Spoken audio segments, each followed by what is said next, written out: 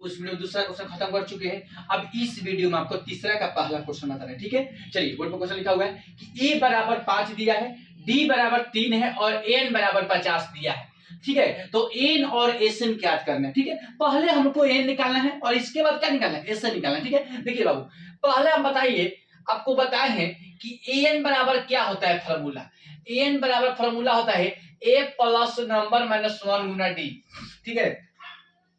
a के मान दे दिया है, d के मान दे दिया है और n के मान दे दिया है, तो पहले n निकालेंगे। तो n कैसे निकालेंगे, पहले n निकालेंगे तभी तो n निकलेगा। चलिए, तो n का मान क्या दिया है, 50 दिया है, a के मान 5 है, प्लस नंबर माइनस 1 निकालना है और d के मान 3 है, ठीक है। देखिए 50 ये प्लस में है, इधर आएगा तो माइनस में, ये गुना में है, इधर आएगा तो भाग में, बराबर नंबर माइनस 1 नहीं। अब देखिए 50 में से 5 घटेगा तब 45 बटा क्या हो जाएगा 3, बराबर नंबर में 100।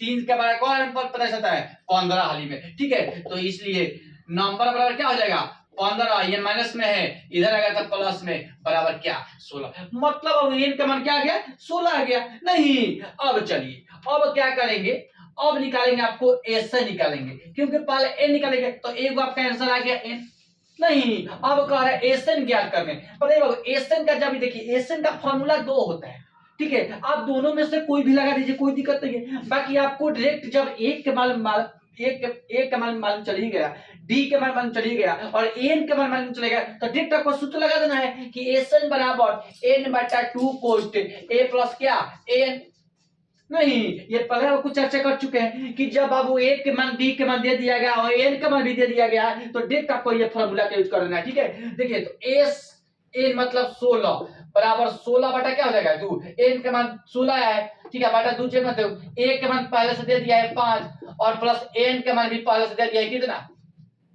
50 नहीं। देखिए तो लिखेंगे तो 2 के पहले कौन में 16 आता है 8 वाली में, तो लिख देंगे कि s 16 बराबर 8 और गुना 50 और 5 जोड़ेगा तो क्या 55। मतलब बाबू अब 55 में 8 से गुना करेंगे कितना आएगा, 55 में 8 से गुना करेंगे तो 8 5 40 के जैसे 4 8 5 40 44। मतलब बाबू आपको जब s 16 के मान कितना आ गया, s 16 के मान 440 आ गया, ठीक है। तो ये को बाबू बुक में आपका आंसर आएगा n बराबर 16 आया होगा और sn बराबर कह रहा है कि ज्ञात करना है, तो sn बराबर क्या आया होगा 440 आया होगा, ठीक है। तीसरा का पहला क्वेश्चन खत्म कर चुके, ठीक है। अब इसके बाद तीसरा का दूसरा क्वेश्चन बता रहे हैं, ठीक है। चलिए